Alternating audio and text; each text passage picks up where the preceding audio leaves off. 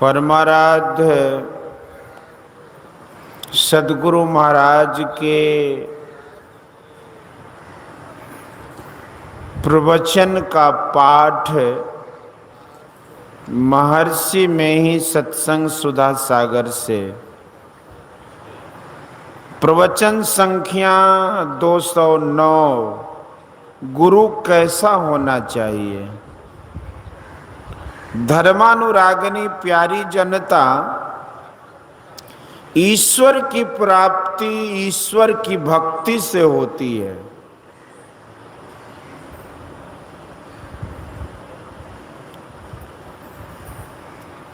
ईश्वर की भक्ति ही ईश्वर की प्राप्ति के लिए सुगम साधन है।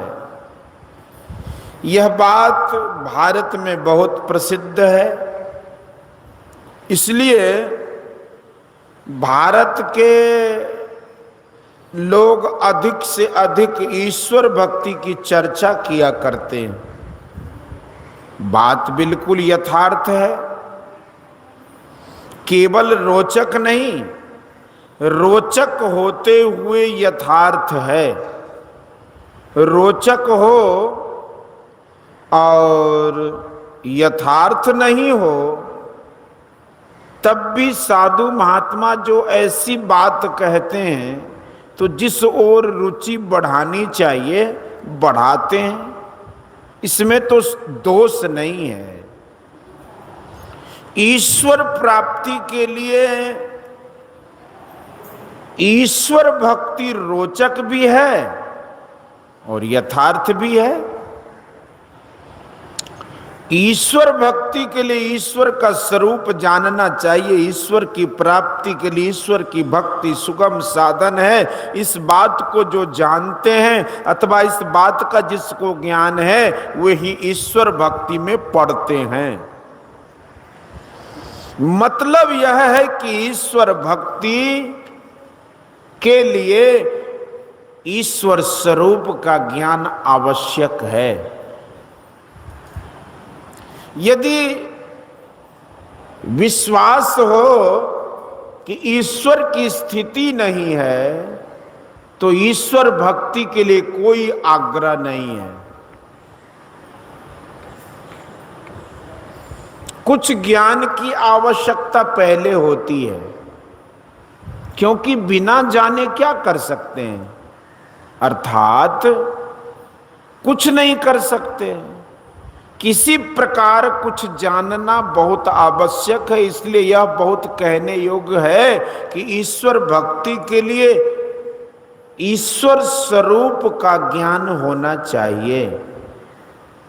किसी विषय के लिए हो, यदि अपने लिए हितकर होता है तो उस विषय की ओर एक आकर्षण सा होता है।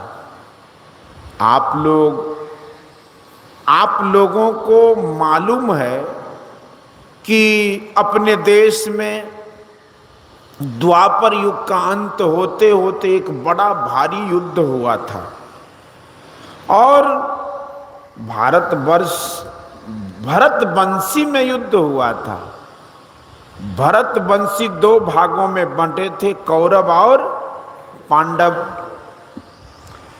भरतवंश में कुरु नाम का एक राजा हुआ था, इसलिए कौरव और पांडवों के पिता का नाम पांडु था, इसलिए पांडव, किंतु दोनों ही कौरव थे और भरतवंशीय थे। वह युद्ध 18 दिनों में समाप्त हुआ था। वो बड़ा भयंकर गृह युद्ध था। पांडव जीत गए और कौरव सब मारे गए। सभी चचेरे भाई थे और भी जो युद्ध करने आए थे वे कोई उनके मामा, कोई चाचा आदि होते थे। उस भयंकर युद्ध में सब प्रिय और बड़े लोग एक दूसरे के द्वारा मारे गए। बच गए 5 भाई पांडव। पांडवों में जो सबसे बड़े थे वे थे युधिष्ठिर। उनके मन में हुआ कि अब हम राज करके क्या करेंगे। जो हमारे चाचा थे, भाई थे, अपने लड़के थे, भतीजे थे, सभी मारे गए। अब राज किसके लिए करें। यह कहकर वे बहुत रोते थे कि मैंने बहुत पाप किया। लोग कहते हैं कि तुम क्षत्रियों के धर्म के अनुसार युद्ध किए हो, मारे हो, तुम ऐसा क्यों कहते हो कि पाप हो गया है। फिर भी लोगों की बातों से इनका मन नहीं मानता था। व्यास और कृष्ण ने भी समझाया, लेकिन वे समझे नहीं। अंत में व्यासदेव जी ने कहा कि तू पाप पाप क्यों बोल रहा है, यज्ञ करो, यश्वमेध यज्ञ करो। युधिष्ठिर ने कहा कि यश्वमेध यज्ञ के लिए तो बहुत धन चाहिए, मेरे पास धन कहां। हमारे आश्रित जो राजे लोग थे, उनके कुछ धन लेकर मैंने खर्च किया और कुछ दुर्योधन ने लेकर खर्च किया। उनसे धन मांगू तो कहां से वे देंगे। और भी जो धन हस्तिनापुर का था, उसको दुर्योधन ने खर्च किया। हम लोग तो जंगल में थे। व्यास देव जी ने कहा कि पहाड़ों में बहुत धन है। मरुत राजा ने यज्ञ किया था और उन्होंने इतना धन दान लोगों को दिया था कि लोग न ले जा सके, उसे पहाड़ में गाड़ दिया। मैं रास्ता और अनुष्ठान बताता हूं, वहां जाओ, धन ले आओ, यज्ञ करो। युधिष्ठिर ने व्यास देव जी की बात में विश्वास किया। उनके बताए हुए मार्ग से गए, अनुष्ठान कर धन प्राप्त किए और धन लाकर यश्वमेध यज्ञ किया। मतलब यह कि बिना जाने आदमी क्या करेगा। इसलिए पहले जानना चाहिए, अर्थात ज्ञान चाहिए। युधिष्ठिर के लिए वह धन पहले अव्यक्त था। अव्यक्त में उसकी आसक्ति होती है, वही आसक्ति प्रेम में प्रवाहित होती है और उससे वह खींचता है और धन लाने जाता है। ईश्वर भक्ति के लिए ईश्वर स्वरूप का जानना आवश्यक है, नहीं तो अपना प्रेम किधर रखा जाए। इसलिए थोड़ी देर ईश्वर स्वरूप के संबंध में सुनिए। इससे निर्णय होगा कि उसकी प्राप्ति के लिए क्या काम करना होता है। ईश्वर कभी हुआ है ऐसा नहीं, वह है ही है। कब से है इसका समय बताना असंभव है। देश और काल माया के फैलने में होते हैं। जब देश काल नहीं थे तब से ईश्वर है। ईश्वर कितना पूर्व से है कोई समय निर्धारित नहीं कर सकता। सबसे पहले का वह है। यह ज्ञान किसी धर्म वाले को पूछो कि ईश्वर सबसे पहले से है कि पीछे हुआ, सभी कहेंगे कि ईश्वर सबसे पहले का है। वह परम पुरातन परम सनातन है, उससे पूर्व का और कोई सनातन नहीं है। वह अपने अतिरिक्त अवकाश छोड़कर रहता है, ऐसा नहीं। सूरज का गोला बहुत बड़ा है, इस पृथ्वी से कई हजार गुना बड़ा है, लेकिन सूरज की तरफ सब तरफ आकाश है। तारामंडल व पृथ्वी जिसको सौर जगत कहते हैं, वह भी अपना हद रखता है और उसकी चारों ओर अवकाश है। कबीर साहब ने कहा है कि ईश्वर के अतिरिक्त पहले कुछ नहीं था। प्रथम एक सो आपे आप, निराकार निर्गुण निर्जाप। वह परमात्मा कभी बन गया है ऐसा नहीं, किसी कारण से वह हुआ सो भी नहीं। कबीर साहब ने एक बड़ी बात कही है, मूल न फूल बेल नहीं बीजा, बिना वृक्ष फल सो है। न उसकी जड़ है, न फूल है, न लता है और न बीज है, केवल फल ही फल है। उसको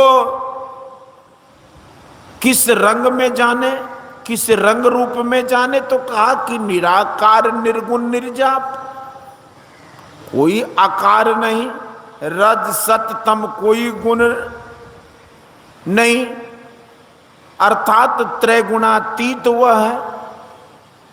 इसलिए भगवान श्री कृष्ण ने अर्जुन को कहा था, निस्त्रय गुण्यो भवार्जुन।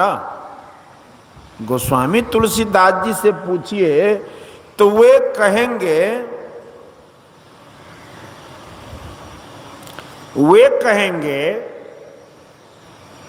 कि अगुण अखंड अलख अज है।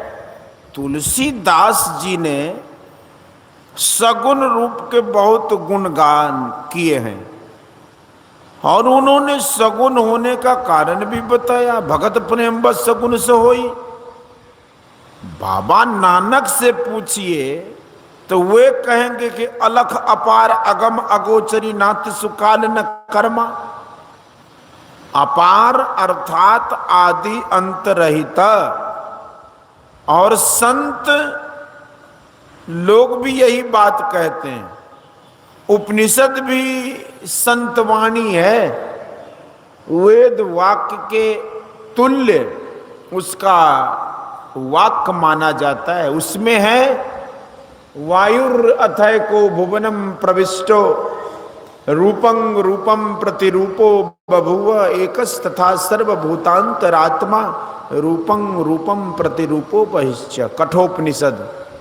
अर्थात जिस प्रकार इस लोक में प्रविष्ट हुआ वायु प्रत्येक रूप के अनुरूप हो रहा है, उसी प्रकार संपूर्ण भूतों का एक ही अंतरात्मा प्रत्येक रूप के अनुरूप हो रहा है और उनसे बाहर भी है। सबसे बाहर होने पर प्रकृति से भी बाहर हो जाता है। इसलिए प्रकृति पार प्रभु सब उर्वासी, ब्रह्म निरीह बिरज अविनाशी। और दूसरी जगह राम स्वरूप तुम्हारे वचन अगोचर बुद्धि पर अभिगत अकथ अपार नेत नेत नित निगम का। सगुण का अर्थ जो गुण के सहित है, जो गुण के सहित होता है वह सगुण होता है, और जब गुण को नहीं लेता है वह निर्गुण है। निर्गुण जो सगुण होता है तो क्या वह पूर्ण का पूर्ण सगुण हो जाता है? अभी सुना कि राम स्वरूप तुम्हार वचन अगोचर बुद्धि पर अभिगत अकथ अपार नेत नेत नित निगम कह। अपार को कोई दूसरा अपार हो तो संपूर्ण को ढक ले, लेकिन अपार दो नहीं हो सकते।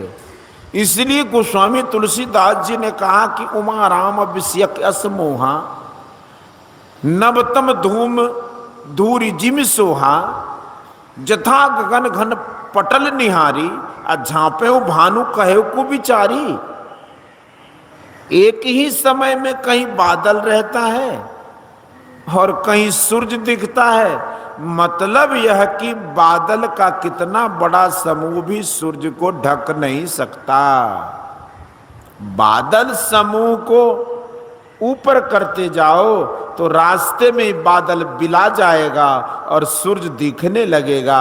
इसी तरह ईश्वर के संपूर्ण रूप को माया व सगुण ढक नहीं सकता, उसके अल्पाति अल्प भाग को ढक सकता है, लेकिन त्रैगुण आवरण के अंदर होने पर भी उसकी भक्ति घटती नहीं, उसकी शक्ति घटती नहीं। दोनों हालतों में निर्गुण रूप व सगुण रूप में पूर्ण शक्ति है। आकाश में कुछ दूर तक धूल है, कुछ दूर तक धुआं है और कुछ दूर तक अंधकार है। धूल, धूम और अंधकार से शून्य साफ साफ देखा नहीं जाता और शून्य को पूरा पूरा ये ढक नहीं सकते। इसको पार करो तो शून्य को ठीक ठीक देख सकोगे। इसी तरह स्थूल, सूक्ष्म, कारण, इन तीनों को पार करो तो स्वरूप को देख सकते हो। लोग ईश्वर को सगुण और निर्गुण दोनों रूपों में मानते हैं। निर्गुण सनातन रूप है और सगुण पीछे का। एक जगह गोस्वामी तुलसीदास जी ने कहा है कि भगत हेतु भगवान प्रभु राम धरो तन भूप किए चरित पावन परमा प्राकृत नर अनुरूप जथा अनेकन बेश धरी नृत्य करई नट कोई सोई सोई भाव दिखावई आपुन होई न सोई। उन्होंने निश्चित बात बता दी कि त्रैगुण रूप आवरण के धारण करने से वह त्रैगुण नहीं हो गया। अपने शरीर पर कितने भी कपड़े पहन लो, तुम्हारा शरीर भिन्न ही, हर कपड़ा भिन्न ही रहता है। इसी तरह चेतन आत्मा ही रहती है, शरीर शरीर ही है। चेतन आत्मा ज्ञान स्वरूप है और शरीर जड़ अज्ञानमय है।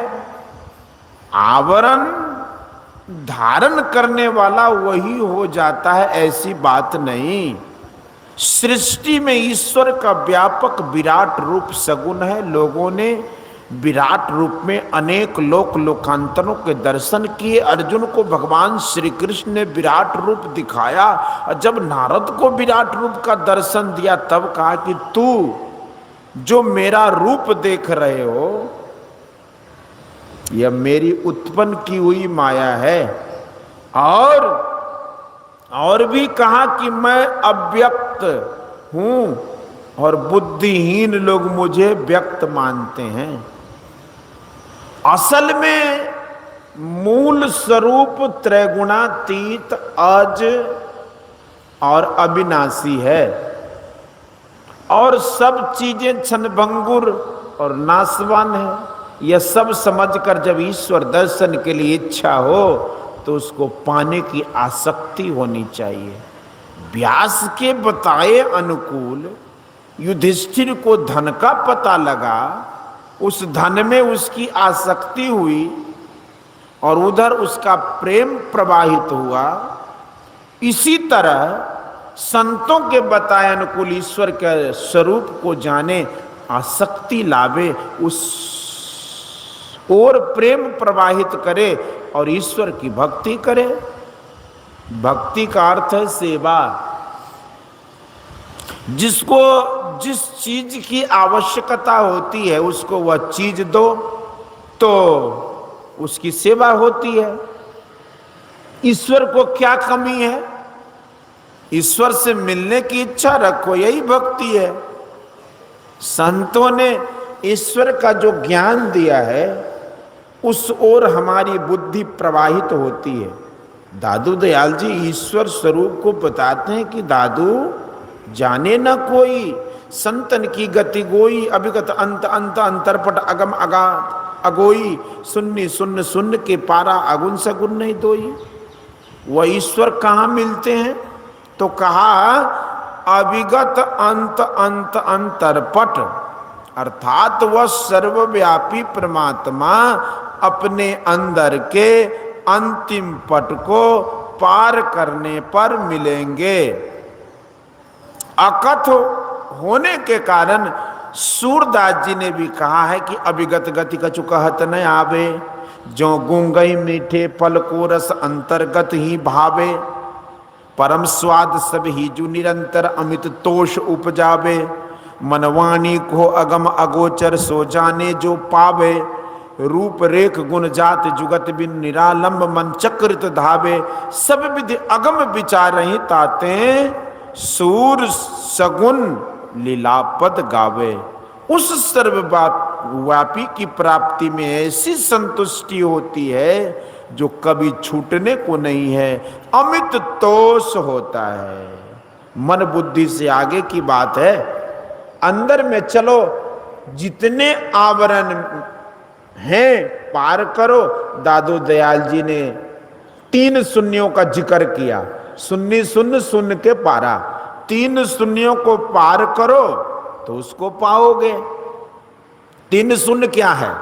यह शरीर हार मांस चाम का बना स्थूल कहलाता है। इसका दूसरा रूप सूक्ष्म है, यह भीतर में है। भीतर का अर्थ माथे के गुद्दे या आंतरी में नहीं। जैसे बर्फ स्थूल है और पानी सूक्ष्म है, इसी तरह अंधकार स्थूल है और प्रकाश सूक्ष्म है। हमारे अंदर प्रकाश नहीं होता तो हमारी आंख में ज्योति नहीं होती। दूसरा तल ज्योति का है और तीसरा तल शब्द का है। शब्द अंधकार और प्रकाश में भी है और इन दोनों के परे भी है। इन तीनों को छोड़ो तो पता पाओगे उस अभिगत का। तुलसी साहब ने भी घट रामायण में 3 शून्यों का वर्णन किया है। जीव का निवेरा में कौन कह सकता है कि संसार में अंधकार प्रकाश और शब्द नहीं है?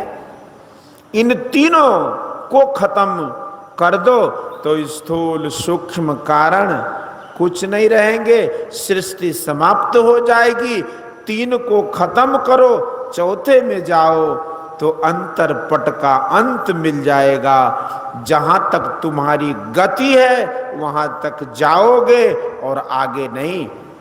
जाने का अंत कहां हुआ? अनंत में, जो बुद्धि के परे हैं। इस तरह ईश्वर का ज्ञान संतों ने बताया है। जैसे युधिष्ठिर को रास्ता और अनुष्ठान व्यास देव जी ने बताया था, युधिष्ठिर ने विश्वास किया, उस रास्ते पर चलो, जहां तक जाना चाहिए गया और अनुष्ठान पूर्वक कर्म करके धन प्राप्त कर यज्ञ किया।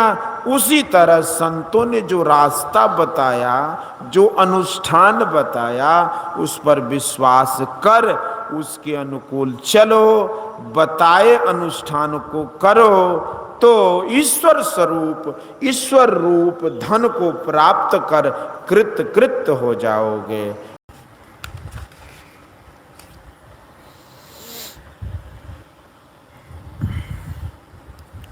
लोगों को ऐसा ख्याल हो कि अगर हम अपने अंदर चलेंगे तो हम संसार को कैसे पार कर सकते हैं। तो शरीर और संसार में बहुत संबंध है। शरीर जितने तत्वों से बना है, संसार भी उतने ही तत्वों से बना है। शरीर के जितने तल हैं, संसार के भी उतने तल हैं। शरीर के जिस तल पर जब हम रहते हैं, संसार के भी उसी तल पर तब हम रहते हैं। शरीर के जिस तल को जब हम छोड़ते हैं, संसार के भी उसी तल को तब हम छोड़ते हैं। इससे यह निर्णय हुआ कि यदि हम शरीर के सभी तलों को पार कर जाएं तो संसार के भी सभी तलों को पार कर जाएंगे। चाहे अनेक ब्रह्मांड हों, किंतु अंधकार, प्रकाश और शब्द इनसे परे कुछ सृष्टि नहीं हो सकती। संतों ने शरीर के अंदर चलने कहा, शरीर के तलों को पार करो तो संसार के भी तलों को पार कर सकोगे। ये तल क्यों बने? स्थूल सूक्ष्म कारण आदि क्यों बने, इस बात को भी जानो। बिना सूक्ष्म के स्थूल नहीं हो सकता, बिना कारण के सूक्ष्म नहीं हो सकता।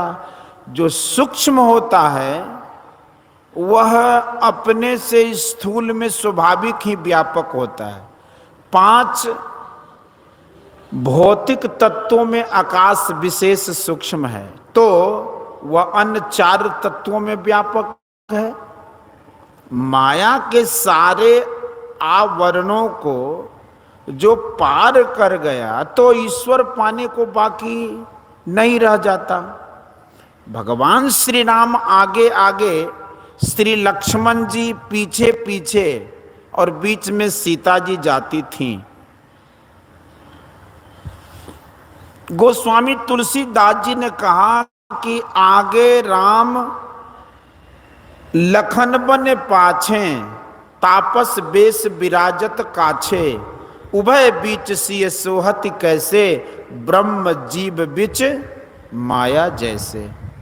यदि बीच से सीता जी हट जाएं तो राम को लक्ष्मण देख लें। इसी तरह ब्रह्म का दर्शन माया के कारण जीव को नहीं होता है। जो माया के तीनों आवरणों को पार करे तो ईश्वर दर्शन हो जाएगा।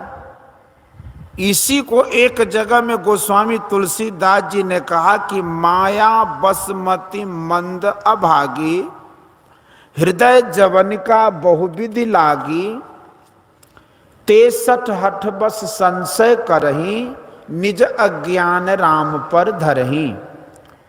काम क्रोध मद लोभ रत ग्रहासक्त दुख रूप, ते किमि जानहि रघुपति ही, मूढ़ पड़े तमकूप। मतलब अंधकार के कुएं से अपने को निकालो और अंदर के पर्दों को पार करो तो राम प्रत्यक्ष होंगे। संतों ने जो मार्ग बताया उस पर हमको चलना चाहिए। इसके लिए सुगम से सुगम काम क्या है? प्रथम भगति संतन कर संगा, दूसरे रति मम कथा प्रसंगा, गुरुपद पंकज सेवा, तीसरी भक्ति अमान, चौथी भगति मम गुणगना, करे कपट तजी गान। मंत्र जाप मम दृढ़ विश्वासा, पंचम भजनस वेद प्रकाशा, छठदम शील विरति बहु कर्मा, निरत निरंतर सज्जन धर्मा, सातम सम मोहि मैं जग देखा, मोते संत अधिक करि लेखा, आठम यथा लाभ संतोषा, सपनहु नहीं देखई पर दोषा, नवम सरल सब संछल हीना, मम भरोसे ही हरसन दीना, नवमः एकौ जिनके होई, नारी पुरुष सचराचर कोई, सोई अतिशय प्रिय भामिनी मोरे, सकल प्रकार भगति दृढ़ तोरे। पहली भक्ति संतों का संग है, लेकिन यह बात भी है कि नित्य प्रति दर्शन साधु के और साधुन के संग, तुलसी काहि वियोग ते नहीं लागा। इसके उत्तर में कहा है कि मन तो रमे संसार में, तन साधुन के संग तुलसी याही वियोगते नहीं लागा हरि रंग। और ऐसी है दीवानी दुनिया, भक्ति भाव नहीं बूझे जी, कोई आबे तो बेटा मांगे यही गुसाई दीजे जी, कोई आबे दुख का मारा हम पर कृपा कीजे जी, कोई आबे तो दौलत मांगे भेंट रुपया लीजे जी, कोई करावे ब्याह सगाई, सुनत गुसाई रीझे जी, सांचे का को गाहक नाई, झूठे जगत पति जे, कहे कभी नो भाई साधो, अंधों को क्या कीजिए जी। इन सब ख्यालों को लेकर साधु संग में बैठोगे तो रंग कैसे लगेगा। कथा प्रसंग में रहोगे तो कुछ करने की इच्छा होगी, कुछ करने के लिए गुरु की खोज करना करेगा। गुरु खोज किसेगा, बिना गुरु सेवा के कोई गुरु से विद्या नहीं ले सकता। अर्जुन के अतिरिक्त द्रोणाचार्य से और किसी ने अधिक विद्या नहीं ली। अर्जुन ने द्रोणाचार्य की बड़ी सेवा की थी। गुरु की सेवा करके लोग बड़े हुए हैं। छत्रपति शिवाजी गुरु समर्थ की सेवा अपने से करते थे, उनकी देह में तेल लगाते थे, पानी भरते थे आदि। राधा स्वामी मत में राय शालिग्राम बहादुर महोदय जी की सेवा आप लोग जानते हैं कि कैसी सेवा उन्होंने की। लेकिन गुरु होना चाहिए, गुरु नहीं। गुरु कहते हैं गाय बैल को। गुरु कैसा होना चाहिए? गुरु नाम है ज्ञान का, शिष्य सीख ले सोई, ज्ञान मर्जाद जाने बिना गुरु और शिष्य न कोई, सत्य नाम के पट तरे देवे को कछु नाय, क्या ले गुरु संतोषिए हवस रही मन माय। मन दिया तिन सब दिया, मन की लार शरीर, अब देव को कछु नहीं यो कथि कहे कबीर। तन मन दिया तो क्या भया, निज मन दिया न जाए, कह कबीर ता दास से कैसे मन पतियाए। तन मन दिया आपना, निज मन ताके संग, कह कबीर निर्भय भया, सुन सतगुरु पर संग। फिर कहते हैं कि तन मन ताको दीजिए, जाके बिसिया नाही, आपा सब के राखे साहिब माए। ऐसे गुरु हो तो तन मन से सेवा क्यों ना करो। तन मन और निज मन में भेद है। पानी देना और कोई स्थूल सेवा करना तन मन से सेवा है। तन मन दो प्रकार, तन मन दो और अंतर्मुखी मन भी दो। जब मन अंतर्मुखी होता है तो वह निजमन कहलाता है, और जो गुरु बाहरी सेवा से प्रसन्न होता है और अंतर साधन का ख्याल नहीं रखता, वह तो हरई शीस धन शोक न हरई, असो गुरु घोर नरक मह परई। जो गुरु बाहर की सेवा भी ले और अंतर साधन भी करावे, वह गुरु है। इस तरह गुरु की सेवा करो। हमारे यहाँ प्रसिद्ध है, गुरु करो जान अब पानी पियो छान। यहां तक 3 भक्तियां हुई। चौथी भक्ति है कपट छोड़कर ईश्वर का गुणगान करना। कपट यह कि लोक दिखावे के लिए करता है सो नहीं करे। संतों का संग, कथा प्रसंग, गुरु सेवा, कपट छोड़कर गुणगान करना, ये सभी क्रम से हैं। पूजा कोटि समम स्तोत्रम, स्तोत्र कोटि समम जपः, जप कोटि समम ध्यानम, ध्यान कोटि समोलयः। इसके बाद है 5वीं भक्ति, दृढ़ विश्वास से मंत्र जप करना, जो मंत्र गुरु बता दे। लेकिन ऐसा नहीं हो कि माला तो कर में फिरे, जीव फिरे मुख माही, अब मनुआ तो 10 दिस फिरे, यह तो सुमिरन नहीं। सुमिरन कैसा होना चाहिए? तो कहा तन थिर, मन थिर, वचन थिर, सुरत निरत थिर होय, आ कह कबीर इस पलक को कलप न पावे कोई। एकाग्र मन से जप करो। केवल जप संख्या पूरा करने के लिए नहीं, एकाग्र मन से कुछ देर तक जपो। जप हो तो समझो कि जप हुआ। संतों के संग से लेकर मंत्र जप तक सब में मन की एकाग्रता अत्यंत अपेक्षित है। जो अत्यंत अपेक्षित है उसको नहीं जानकर भक्ति करो तो वह भक्ति नहीं। 5 भक्ति तक लोग समझ जाते हैं, इनमें मन की एकाग्रता होती है। मन की एकाग्रता में पहाड़ पर चढ़ने की तैयारी होती है, अर्थात भीतर के सूक्ष्म मंडल में चलने की तैयारी है। ईश्वर का दर्शन कौन करेगा? आंख नहीं, आंख नहीं। गो गोचर जहां लगी मन जाई सो सब माया जानो भाई। संतों ने साफ कह दिया है, चेतन आत्मा से दर्शन होगा। माया में चेतन आत्मा के रहने से माया का ही दर्शन होता है। इसलिए लोगों को बाहर में ईश्वर का दर्शन नहीं होता, माया को पार कर ईश्वर का दर्शन होता है। जैसे एक ही लालटेन के 5 पहलों में 5 रंग के शीशे हों और बीच में मोमबत्ती जलती हो, तो जिस रंग के शीशे होकर वह रोशनी बाहर निकलेगी वह रोशनी उसी रंग की होगी। अर्थात लाल शीशा होकर जो रोशनी बाहर निकलेगी वह लाल, और जो हरा शीशा होकर रोशनी बाहर निकलेगी वह हरी रोशनी होगी। इसी प्रकार 5 रंग के शीशे के संबंध में समझिए।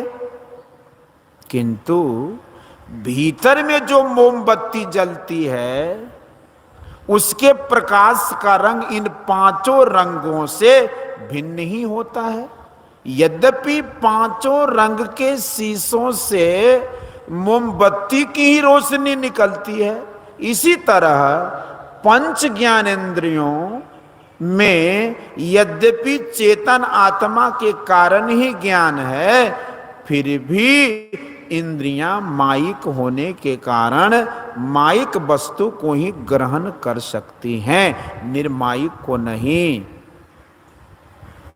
निर्माइक तत्व अर्थात परमात्मा को चेतन आत्मा ही ग्रहण कर सकती है।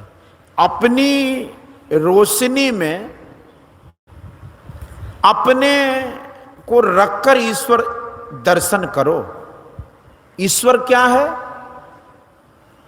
मैं कहता हूं कि दृश्य क्या है? जो तुम आंख से देखो वह दृश्य, वह रूप है। जो कान से सुनो वह शब्द है। इसी तरह जिसको तुम चेतन आत्मा से जानो वही ईश्वर है। अपने को माइक आवरणों से छुड़ाकर अपने तई में रखने के लिए अंदर चलना है। इस मंदिर में हम लोग बैठे हैं, इससे निकलने के लिए पहले मंदिर ही मंदिर चलना होगा। इसी तरह इस शरीर से निकलने के लिए शरीर के अंदर अंदर चलना होगा। शरीर 4 हैं, स्थूल, सूक्ष्म, कारण और महाकारण। इन चारों जड़ आवरणों को पार करो, ईश्वर दर्शन होगा।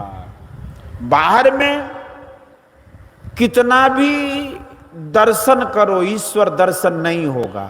जैसे जहां दूध है वहां मक्खन, उसी तरह जहां मन है वहां चेतन। इसलिए संत तुलसी साहब ने कहा है कि सत सुरति समझ सिहार साधो, निरख नित नैनन रहो, धुन धधक धीर गंभीर मुरली, मरम मन मारग गहो। मन को समेटो। मन को कैसे समेटोगे? प्रथम भक्ति से 5वीं भक्ति तक मन समेटने को कहा। मन जिधर से सिमटता है उसकी विपरीत ओर को जाता है। बिछावन फैला हुआ है, उसको समेटे तो ऊपर को उठ जाएगा। यह प्राकृतिक नियम है कि जिस पदार्थ को जिस ओर से समेटो उसकी गति उसके विपरीत ओर को हो जाएगी।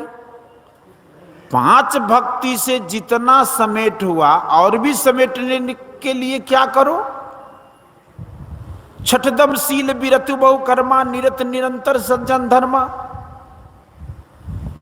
अर्थात इंद्रियों को रोकने का स्वभाव बनाना, बहुत से कर्मों को करने से विरक्त होना और सदा सज्जनों के धर्म में लगा रहना छठी भक्ति है। झूठ, चोरी, नशा, हिंसा और व्यभिचार, इन पंच पापों में बरतना सज्जनों के धर्म में बरतना नहीं है। पंच पापों से बचकर बरतना सज्जनों का धर्म है। दम माने इंद्रिय निग्रह, इंद्रियों को काबू में रखने का स्वभाव वाला बनना दमशील होना है। इंद्रियों को काबू में कैसे करोगे? लोग कहते हैं कि विषयों की ओर से मन को विचार से हटाओ। ऐसा भी होता है, लेकिन विचार स्थिर नहीं रहता, बुद्धि स्थिर नहीं रहती, इसलिए आदमी डिग जाता है, इसको छोड़ते भी नहीं बनता है। विचार भी रखो और देखो कि विषयों में इंद्रियां कैसे जाती हैं। इंद्रियों के घाटों में मन की धारा रहती है, तब इंद्रियां विषयों को ग्रहण करती है। इसके लिए जागृत और स्वप्न की अवस्था प्रत्यक्ष प्रमाण है। मन की धारों को समेटो, मन को समेटने का साधन करने से और विचार द्वारा मन को रोकने से सूक्ष्मता में गति होगी। मन का इतना सिमटाव हो कि एक बिंदु हो जाए, एक बिंदुता में पूर्ण सिमटाव होता है। इसलिए बीजाक्षरम परम बिंदु नादं तस्यो परिस्थितम सशब्दं छाक्षरे छीने निशब्दम परमम पदम। ध्यान बिंदु उपनिषद। वह बिंदु क्या है? तेजो बिंदु परम ध्यानम विश्वात्म हृदय संस्थितम, तेजो बिंदु उपनिषद। अक्षर का बीज क्या है? अ, आ, ए, बी, वा, अलीफ, बे। कुछ लिखेंगे तो पहले पेंसिल जहां रखेंगे एक चिन्ह होगा, उसको बिंदु कहते हैं। लेकिन यह परम बिंदु नहीं। परम बिंदु के लिए दूसरे पेंसिल की जरूरत होती है। वह पेंसिल है दृष्टि की। आपसे हम तक और हमसे आप तक दृष्टि जाती है, लेकिन उस धार को देख नहीं सकते। द्रोणाचार्य ने एक बार अपने शिष्यों कौरवों और पांडवों की परीक्षा ली। उन्होंने एक काठ का पक्षी बनवाकर वृक्ष पर रखवा दिया और एक एक करके अपने सब शिष्यों को तीर से उसका निशाना करने का। आचार्य के पूछने पर किसी ने कहा कि मैं वृक्ष डालियों एवं पत्तों सहित पक्षी को देखता हूं, तो किसी ने कहा कि मैं डालियों और पत्तों सहित पक्षी को देखता हूं। इस प्रकार किसी से भी उस पक्षी का ठीक ठीक निशाना नहीं हुआ। अंत में अर्जुन से पूछने पर उसने कहा कि मैं केवल पक्षी देख रहा हूं। अर्जुन परीक्षा में उत्तीर्ण हुआ। एक संत ने कहा, उलटी देखो घट में ज्योति पसार। इसी को दृष्टि योग, सांभवी मुद्रा और वैष्णवी मुद्रा कहते हैं। इसका अमा, प्रतिपदा और पूर्णिमा दृष्टि से साधन किया जाता है। आंख बंद कर देखना अमा दृष्टि है, आधी आंख खोलकर देखना प्रतिपदा दृष्टि है और पूरी आंख खोलकर देखना पूर्णिमा दृष्टि है। प्रतिपदा और पूर्णिमा दृष्टि में आंख में रोग भी हो सकता है।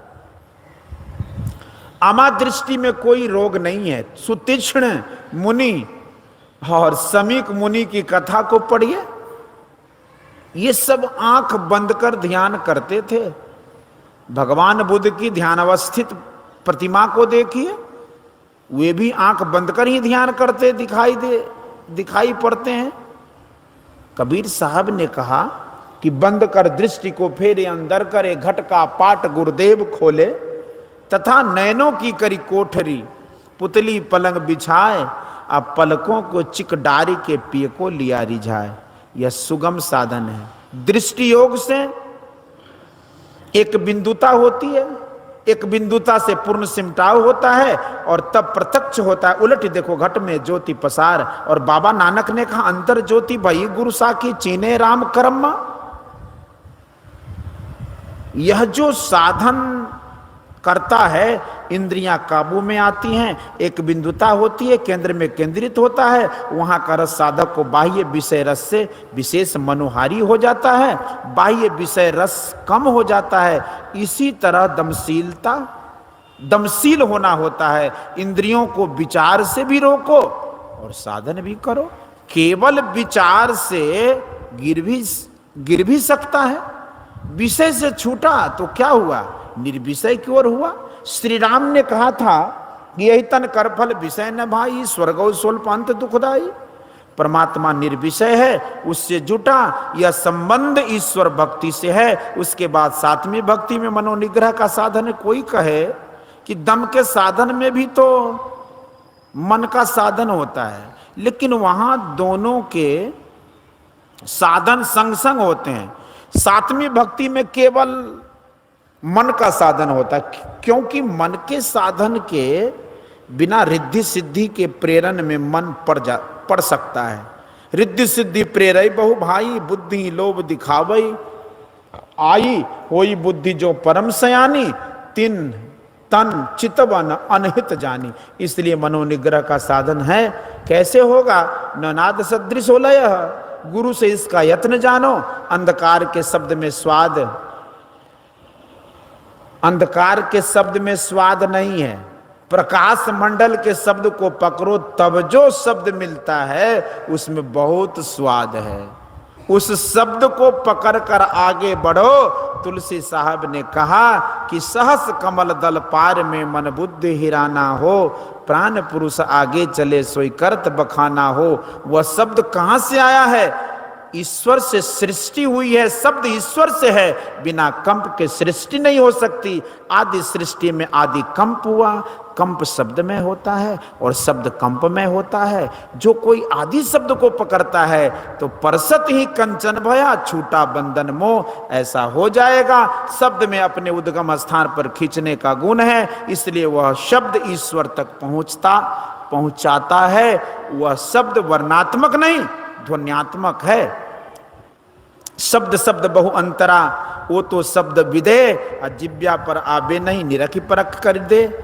जो लाभ हो उसी में संतोष करना और स्वप्न में भी दूसरे को दोष को न देखना।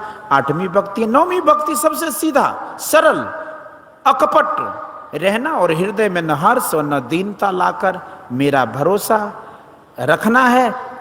ऊपर वर्णित 7 भक्तियों में पूर्णता पाने पर ये 8वीं और 9वीं दोनों भक्तियां आप ही आप सध जाती है। यह संतों का मार्ग है। इस पर चलो, सत्संग करो, गुरु खोजो, भजन करो तो कृतार्थ हो जाओगे। बोलिए श्री सद्गुरु महाराज की जय। यह प्रवचन मुरादाबाद स्थित श्री संत मत सत्संग मंदिर कानून गोयान मोहल्ले में दिनांक 12/4/1965 ईस्वी को अपराह्नकालीन सत्संग में हुआ था।